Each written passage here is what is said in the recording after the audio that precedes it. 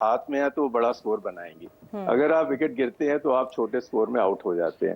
तो ये सब टेक्निकलिटीज है। और अगर हम बात करें रोहित शर्मा की बात करें या बाबर आजम की बात करें या विराट कोहली की बात करें, ये डिफरेंट क्यों है दूसरे प्लेयरों से? क्योंकि वो नॉर्मल क्रिकेट खेलते हैं और जब वो एक बार ये उनको स्टार्ट मिल जाए तो वो लंबी पारियां खेलते हैं, लंबी इनिंग्स खेलते हैं। ये पाजी यूसुफ ने बड़ी अच्छी बात की है। कहते हैं जिस तरह जिमी पाजी ने बात की है ना कि क्रिकेट अब 2020 हो गई है, अब टाकरे भी 2020 हो गई, कोई किसी की बात नहीं सुन रहा।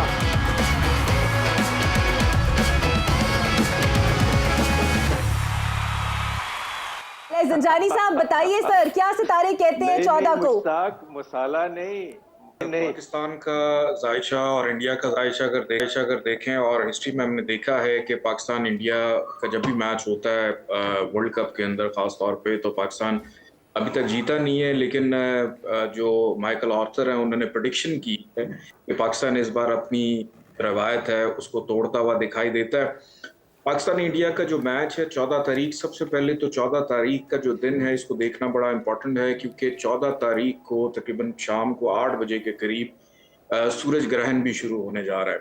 और सूरज ग्रहण जब भी होता है, जहां भी होता है, जिस जगह पे होता है, उस जगह का जो वेन्यू है या वहाँ के जो लोग हैं तो उनको थोड़ा सा परेशान करता है। और ख़ास तौर के ऊपर ये इंडिया के जायचे में 5th हाउस में ये ग्रहण लग रहा है, और 5th हाउस रिप्रेजेंट करता है एंटरटेनमेंट एक्टिविटीज़ को, स्पोर्ट्स की एक्टिविटीज़ को, गैदरिंग्स को। तो इस ग्रहण के असरात 30 दिन पहले स्टार्ट होते हैं और 30 दिन के बाद तक रहते हैं। तो इसमें बहुत ज़्यादा इंडियन गवर्नमेंट को सिक्योरिटी के प्रोटोकॉल्स का जो कि बिल्कुल ख्याल रख रहे होंगे, एक्टिविटीज़ का ख्याल रख रहे होंगे, इसमें बहुत ज़्यादा एहतियात की भी ज़रूरत है। और जहाँ तक मैच की अगर बात की जाए तो पाकिस्तान के जायचे में और इंडिया के जायचे में अगर हम देखते हैं दोनों की पावर सेम आती है।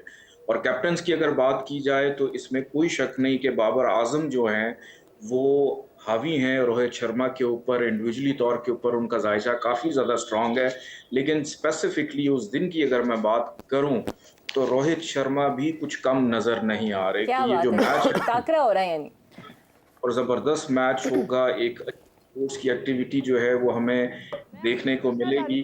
और इंडिया चूंकि होम ग्राउंड पे है वहाँ जी पूछिए शिवानी, पूछिए। बहुत ज्यादा प्रेशर होगा पाकिस्तान के ऊपर, और बाबर आजम जो हैं ये थोड़े से आ सकते हैं। तो ज़ंजानी साहब, इनका नाम है ज़ंजानी साहब। एस्ट्रोलॉजी करते हैं, कौन सी एस्ट्रोलॉजी है जो आप यूज करते हैं? बहुत सारी एस्ट्रोलॉजी के फील्ड्स हैं दुनिया भर में। आप जो एस्ट्रोलॉजी प्रेडिक्शन कर रहे हैं ये किस एस्ट्रोलॉजी के बेस पे कर रहे हैं? कौन सी एस्ट्रोलॉजी है ये? वैदिक एस्ट्रोलॉजी करते हैं, इसको वैदिक एस्ट्रोलॉजी कहते हैं। अच्छा, एक और सवाल मैं पूछना चाहूंगी शिवानी ज़ंजानी साहब से, और वो ये कि दोनों टीम्स में से कौन से कि पाकिस्तान में भी लोग वैदिक एस्ट्रोलॉजी फॉलो करते हैं, तो मुझे सुन के बहुत अच्छा लगा। नहीं बिल्कुल हम फॉलो भी करते हैं, specially when it comes to Pak Bharat टाकरा, तो फॉलो अप करना बड़ा जरूरी है जनाब। एक और सवाल ज़ंजानी साहब आपकी तरफ में आती हूँ, दोनों टीम्स की अगर हम बात करें, कौन से दो ऐसे प्लेयर्स हैं जो हमें 14 अक्टूबर को कोलैप्स होते हुए नजर आएंगे? एक तो शाहीन जो हैं उनका, और शादाब, ये दो प्लेयर्स जो हैं ये थोड़े से वीक नज़र आ रहे हैं पाकिस्तान की साइड पे। और केएल की बात करूं और बुमराह की बात करूं तो ये दोनों भी ज़रा थोड़े से वीक नज़र आ रहे हैं। और विराट को भी अगर मैं देखूं तो विराट जो हैं ये भी थोड़े से वीक नज़र आ रहे हैं।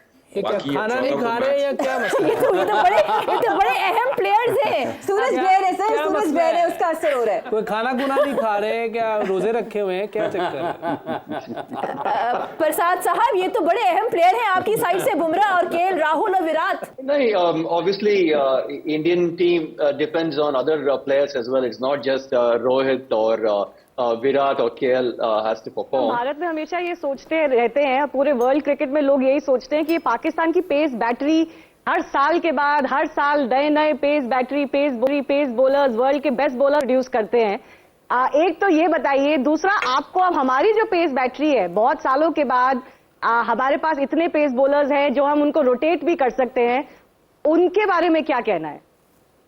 आई थिंक मेरा जो लगता है कि नॉर्दर्न साइड हमारा पाकिस्तान जो है ना, जिसको हम पठान कहते हैं, they are very strong nation basically, you know, they are very strong built. So वहाँ से 70 to 80% वहाँ से लोग आके बड़े शहरों में शिफ्ट हुए हैं, जहाँ से उनको फास्ट बॉलिंग का मौका मिलता है. और दूसरा, हमारे पाकिस्तान में Wasim Akram, Waqar Younis, you name Imran Khan, you can name all of them, you know, like बड़े बड़े प्लेयर जो है ना वो रोल मॉडल रह चुके हैं. सो अब जो आके देख रहे हैं, श्रीनाथ के बाद आपने देखा है, आपके प्रसाद के बाद, आपके जहीर खान के बाद, आपके नेहरा के बाद, अब उन लोगों को पता चला कि फास्ट बॉलिंग इज गोना की. सो आई थिंक ये जो रोल मॉडल होते हैं ना कोई भी दुनिया के, जब वो परफॉर्मेंस कर रहे होते तो नीचे से जो आपके ग्रास रूट से ना सारे उन जैसे क्रिकेटर बनना चाहते हैं.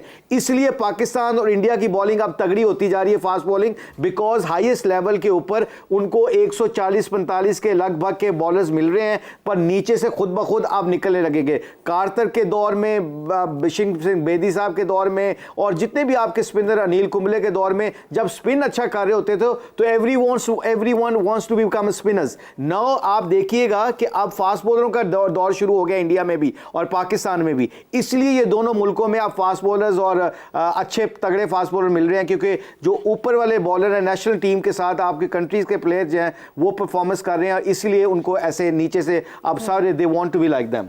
अच्छा, कार्तिक इतना पुराना नहीं है आपने? नहीं, कार्तिक पुराना तो नहीं है, पर मेरे जितना पुराना तो है ना, हम दोनों इकट्ठे खेले हुए हैं, मगर अभी भी यंग लग रहा है. प्रसाद तो मैं I am very impressed, because I think कुछ खा रहे हो कि नहीं खा रहे प्रसाद आजकल? You looks very slim man. Prasad साहब, what are you doing ji? अच्छी डाइट कंट्रोल की. नहीं, ये अभी तीसरी बार पूछ लिया, तो वेंकी आप बता ही दीजिए अपना राज. क्या राज है आपका? No, there's no secret. There's no राज कुछ है ही नहीं है. बस you know, exercise and right diet. That's about it. Before that एक क्वेश्चन है मेरा आप सबसे, शिवानी, एक game changer from both the teams. ये बड़ा इंपॉर्टेंट एक क्वेश्चन है. मुश्ताक साहब आपसे शुरू करेंगे, फिर हम बढ़ेंगे भारतीय पैनलिस्ट की तरफ. Game changer from both the teams. Game changers हो गया आज जो टाकरा है, ये गेम चेंजर ही तो है. अरे वाह, ये गेम चेंजर का नाम ही टाकरा है, क्योंकि आज हम सारे अपने फैंस को बता रहे हैं कि जैसे जिमी पाजी, कार्तिक और प्रसाद को हमने देखा है, हमारे चेहरों पे खुशियां आ गई हैं कि हमारे अपने कुलीग्स को नजर आए, दोबारा नजर आए, और वो यंग नजर आ रहे हैं, हैप्पी, खुश नजर आ रहे हैं. तो ये हमारी गेम चेंजर है. मोहम्मद यूसुफ साहब, दो खिलाड़ी. स्पोर्ट्स है, और जैसे मुशी भाई ने कहा, एक दूसरे को देखा है, पुराने प्लेयर और यादें पुरानी, और बड़ा अच्छा टाइम गुजरा है ग्राउंड में. हो सकता है थोड़ा बहुत ऊपर नीचे हुआ, लेकिन ग्राउंड से बाहर बहुत अच्छा रहा है सबके साथ, और यही होता है. पाकिस्तान गेम चेंजर है. पाकिस्तान इंशाल्लाह जी, और पाकिस्तान गेम चेंजर है, और ये पाकिस्तान जीतेगा. बहुत शुक्रिया शिवानी आपका, आपके पैनलिस्ट का और हमारे पैनलिस्ट का भी. And we are looking forward एक जबरदस्त टाकरे के लिए, और हमें इजाजत दीजिए, और हम अब देखेंगे मैच, और आप भी देखिए, और हम दुआ करेंगे कि पाकिस्तान जीते. पाकिस्तान जिंदाबाद. खुदा हाफिज.